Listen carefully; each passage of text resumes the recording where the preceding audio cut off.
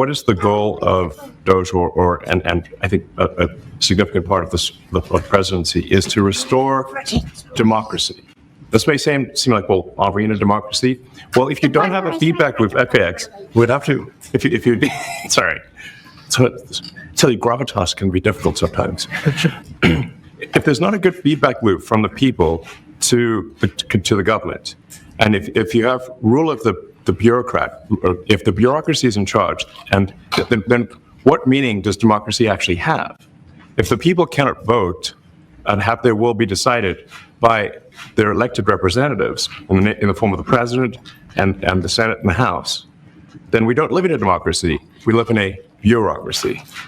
So it's incredibly important that we close that feedback loop, we fix that feedback loop, and that the public's elected representatives, the president, the House, and the Senate, decide what happens, as opposed to a large, unelected bureaucracy.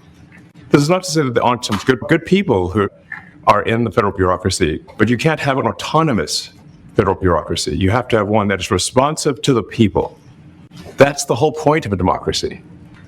And if you ask the founders today and said, what do you think of the way things have turned out? Well, we have this unelected, fourth unconstitutional branch of government, which is the bureaucracy, which has, in a lot of ways, currently more power than any elected representative. And this is not something that people want, and it does not match the will of people. So we've got to fix. We've also got to address the deficit. We've got a $2 trillion deficit. If we don't do something about this deficit, the country's going bankrupt. It's really astounding that it's optional to reduce the federal expenses. It's essential for America to remain solvent as a country, and it's essential for America to have the resources necessary to provide things to its citizens and not simply be servicing vast amounts of debt.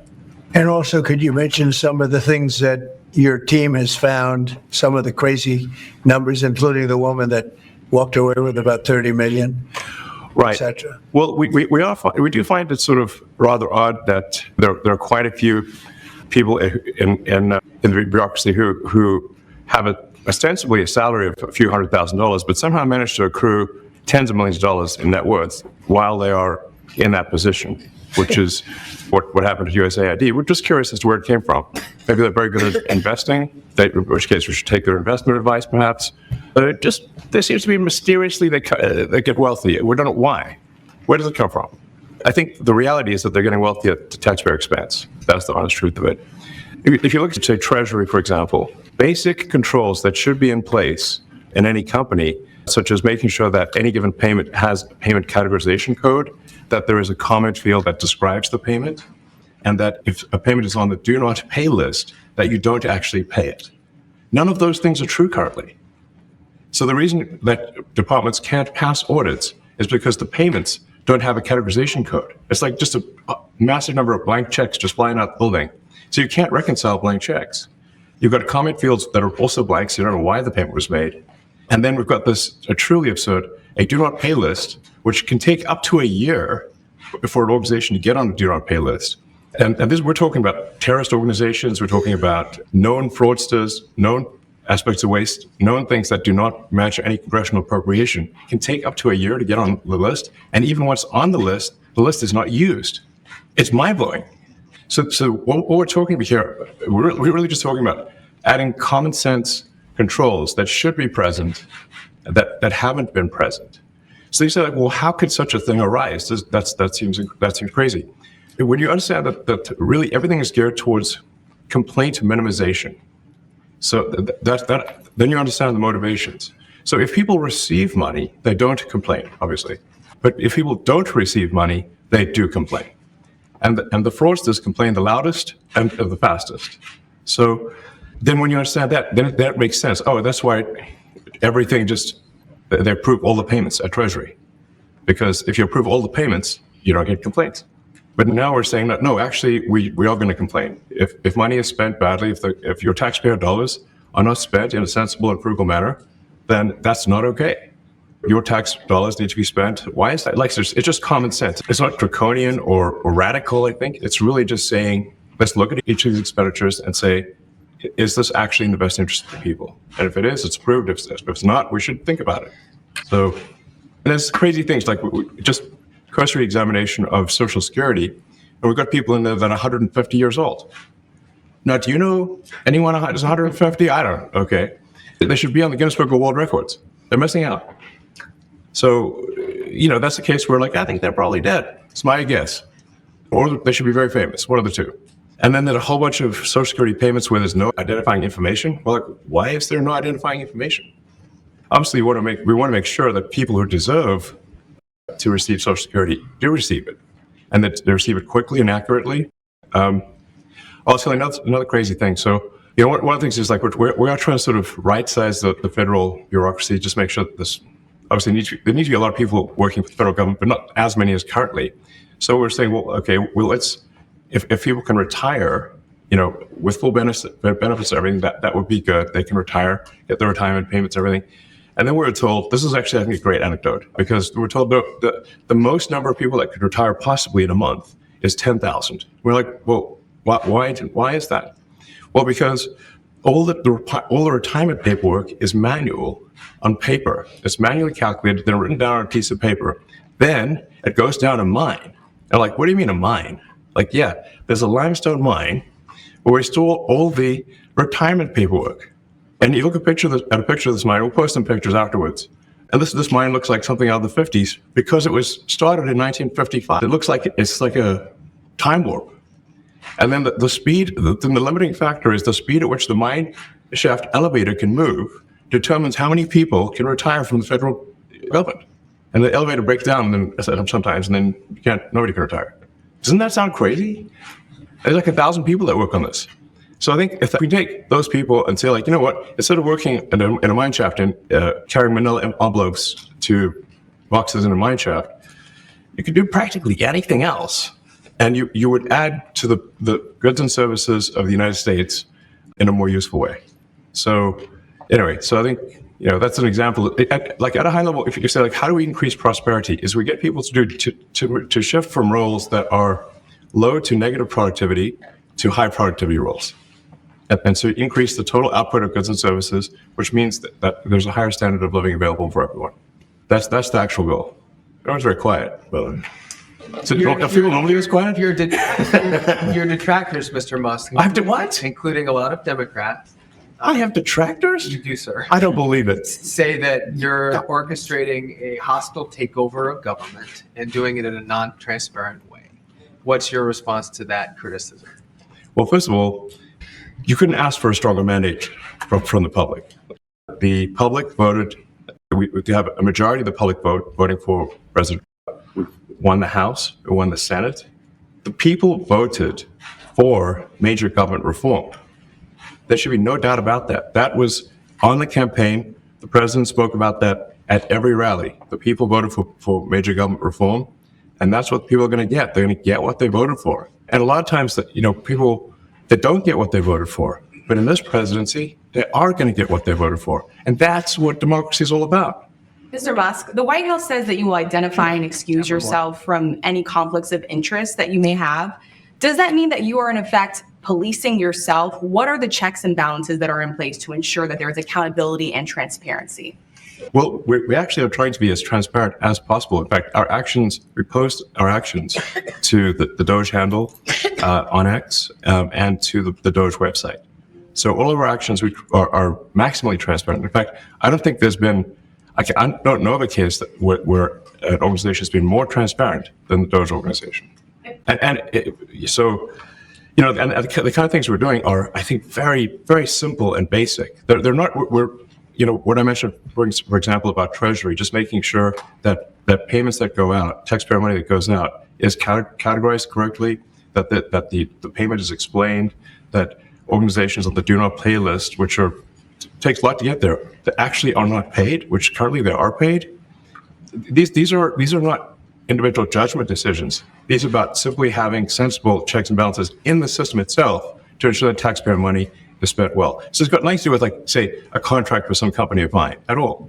But there is a conflict of interest when it comes to you yourself. For instance, you've received billions of dollars in federal contracts when it comes to the Pentagon, for instance, which the president, I know, has directed you to look into. Yeah. Are you policing yourself in that? Is there any sort of accountability check and balance in place that would provide any transparency for the American people? Well, all of our actions are fully public.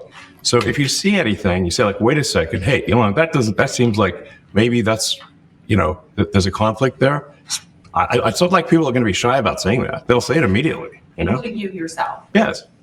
But transparency is what builds trust, not simply somebody asserting trust. So not somebody saying they're trustworthy, but transparency. So you can see everything that's going on. And then you can see, am I doing something that benefits one of my companies or not? It's totally obvious. And if we thought that, we would not let him do that segment or look in that area. If we thought there was a lack of transparency or a conflict of interest. And we watched that also. He's a big businessman. He's a successful guy. That's why we want him doing this. We don't want an unsuccessful guy doing this. Now, one thing also that Elon hasn't really mentioned are the groups of people that are getting some of these payments. They're ridiculous. And we're talking about billions of dollars that we've already found. We found fraud and abuse. I would say those two words as opposed to the third word that I usually use, but in this case, fraud and abuse.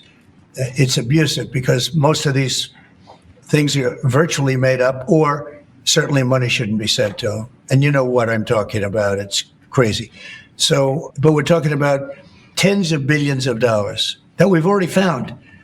And now a judge who's an activist judge wants to try and stop us doing this. Why? And why would they want to do that? I campaigned on this. I campaigned on the fact that I said government is corrupt.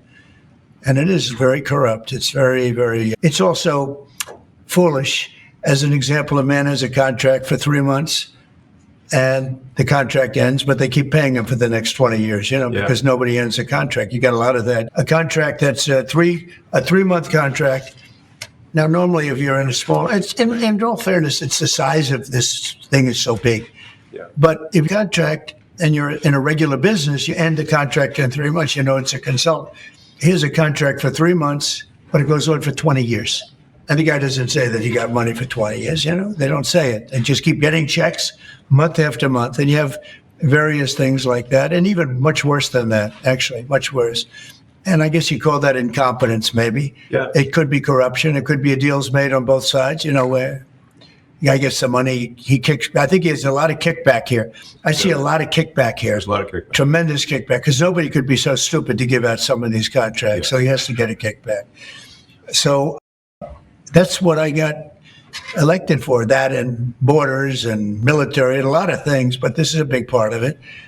And I hope that the court system is going to allow us to do what we have to do. We got elected to among other things, find all of this fraud, abuse, all of this horrible stuff going on. And we've already found billions of dollars, not like a little bit, billions, many billions of dollars. And when you get down to it, it's going to be probably close to $1 trillion. It could be close to $1 trillion that we're going to find. That will have quite an impact on the budget. And you'll go to a judge where they handpick a judge and he has certain leanings. I'm not knocking anybody for that, but he has certain leanings. And he wants us to stop looking. How do you stop looking? I mean, we've already found it. We have a case in New York where a hotel has paid $59 million, $59 million because it's housing migrants, illegal migrants. All illegal, I believe. And they were being paid twice the normal room rate at 100% occupancy. Unbelievable. So it's a racket. Mr. Musk, can I ask a question? Well, if I may sort of just going for the president's comments, at a high level, okay, well, what are the two ingredients that are really necessary in order to cut the budget deficit in half from 2 trillion to 1 trillion? And it's really two things: competence and caring. And if you add competence and caring, you'll cut the budget deficit in half. And I fully expect to be scrutinized and get a daily proctology exam, basically. Might as well just camp out there. So it's not like I think I can get away with something. I'll be scrutinized nonstop. But with support of the president, we can cut the budget deficit in half from 2 trillion to 1. And then with deregulation, because there's a lot of sort of regulations that don't ultimately serve the public good. We need to free the builders of America to build. And if we do that, that means I think we can get the economic growth to be maybe 3-4%, maybe 5%. And that means that you can get $1 trillion of economic growth and you cut the budget deficit by $1 trillion. Between now and next year, there is no inflation. There's no inflation in 26. And if the government is not borrowing as much, it means that interest costs decline. So everyone's mortgage, their car payment, their credit card bills, anything, their student debt, the monthly payments drop. That's a fantastic scenario. The average American. I mean, imagine they're going down the grocery aisle and the prices from one year to the next are the same, and their mortgage, all their debt payments dropped. How great is that for the average American? We had That's no what we're idea. We had no idea we were going to find this much, and it's open. It's not like complicated. It's not simple stuff. complicated. It's just like, a lot of work. We Yeah. can't believe it. A lot of work, a lot of smart people involved. Very, very smart people. But you're talking about anywhere maybe 500 billion. It's crazy the kind of It is crazy. about. Normally when you're looking at something, you'll find you're looking for 1 out of 100. Here, you're almost reversing it. You look for one that's good. Yeah. And you can look at the title and you say, why are we doing this? Why are we doing that? And the public gets it. The public gets it. You've seen the polls. The public is saying, why are we paying all this money? This for years, this has gone on. Senator, Yeah, go ahead. Wait, go ahead. Senator Rand Paul today said that DOGE cuts will ultimately need a vote in Congress. Do you agree with that? Is that the I plan? really don't know. I know this. We're finding tremendous fraud and tremendous abuse. If I need a vote of Congress to find fraud and abuse, it's fine with me. I think we'll get the vote, although there'll be some people that wouldn't vote. And how could a judge want to hold us back from finding all of this fraud and finding all of this incompetence? Why would that happen? Why would even Congress want to do that? Now, Congress, if we do need a vote, I think we'd get a very easy vote because we have a track record now. We've already found billions of dollars of abuse, incompetence, and corruption. A lot of corruption. If a judge does block one of your policies, part of your agenda, will you abide by that? Well, I always abide by the courts, and then I'll have to appeal it. But then what he's done is he slowed down the momentum, and it gives crooked people more time to cover up the books. If a person's crooked and they get caught, other people see that, and all of a sudden it becomes harder later on. So, yeah, the answer is I always abide by the courts, always abide by them, and will appeal. But appeals take a long time, and I would hope that a judge, if you go into a judge and you show him, here's a corrupt situation, we have a check to be sent, but we found it to be corrupt. Do you want us to send this corrupt check to a person, or do you want us not to give it and give it back to the taxpayer? I would hope a judge would say, don't send it, give it back to the taxpayer. Yeah. If I can add to that, what we're finding is that a bunch of the fraud is not even going to Americans. So I think we can all agree that if there's going to be fraud, it should at least go to Americans. But a bunch of the fraud rings that are operating in the United States and taking advantage of the federal government, especially in the entitlements programs, are actually foreign fraud rings. They're operating in other countries and actually exporting money to other countries. We should stop that. And this is big numbers. We're about $100 to $200 billion a year. Serious money. Mr. Musk, you said on X that an example of the fraud that you cited was $50 million of condoms was sent to Gaza. But after fact check this, apparently Gaza in Mozambique, and the program was to protect them against HIV. So can you correct the statements? It wasn't sent to Hamas, actually. It was sent to Mozambique, which makes sense why condoms was sent there. Yeah. And how can we make sure that all the statements that you said were correct, so we can trust what you say? Well, first of all, some of the things that I say will be incorrect and should be corrected. So nobody's going to bat 1,000. I mean, we will make mistakes, but we'll act quickly to correct any mistakes. So, I'm not sure we should be sending $50 million worth of condoms to anywhere, frankly. I'm not sure that's something Americans would be really excited about. And that is really an enormous number of condoms when you think about it. But, if it went to Mozambique instead of Gaza, I'm like, okay, that's not as bad, but still, why are we doing that? Can you talk a little bit about how closely you're working with agency heads as you're directing these cuts? Do they have how much input do agency heads have when you're making these decisions? Yeah, we work closely with the agency heads, and there are sort of checks in place. So it's not just us just going in and doing things willy-nilly. It's in partnership with the agency heads, and and I check frequently with the president to make sure that, you know, this is what the president wants to have happen. So, you know, we talk almost every day, and I double check things to make sure, is this something, Mr. President, you want us to do this? Then we'll do it. The ID has been one of your main targets. Are you concerned at all that some of the cuts or that shutting that agency altogether may lead to diseases or other bigger problems starting in other countries that then come to the United States? Yeah, so that's an interesting example. So that's something where we work closely with the State Department and Secretary Rubio. And we have, for example, turned on funding for Ebola prevention and for HIV prevention. Left that, you said. Yes, correct. And we are moving fast, so we will make mistakes, but we'll also fix the mistakes very quickly. Do you So see it as a worthy cause, USAID? I think that there's some worthy things, but overall, if you say what was the bang for the buck, I would say it was not very good. And there was far too much of what USAID was doing was influencing elections in ways that I think were dubious and do not stand the light of day. I just have to follow up to the Pentagon contracts. If you have received billions of dollars in contracts from the Pentagon, and the president's directing you to look into the Department of Defense, is Yes, that which we a definitely need conflict to of do, interest? are going to do at the president's request. Does that present a conflict of interest for you? No, because you'd have to look at the individual contract and say, first of all, I'm not the one, filing the contract. It's people at SpaceX or someone who will be putting for the contract.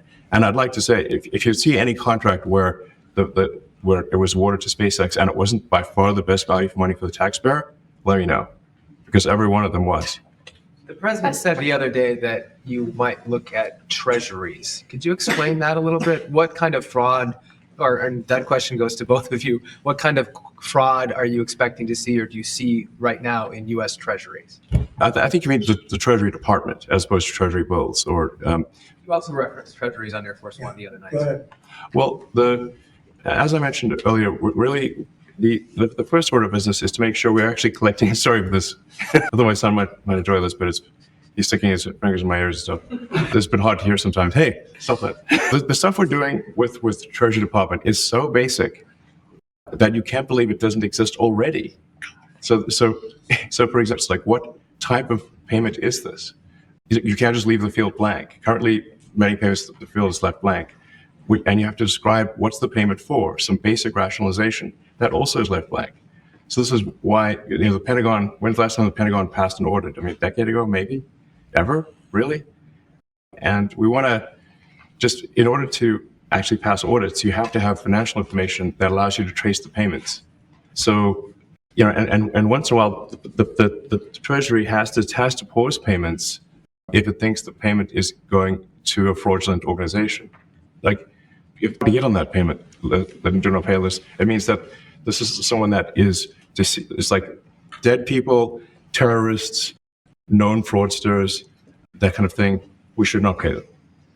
But currently we do, which is crazy. We should stop that. And by the way, 100 team.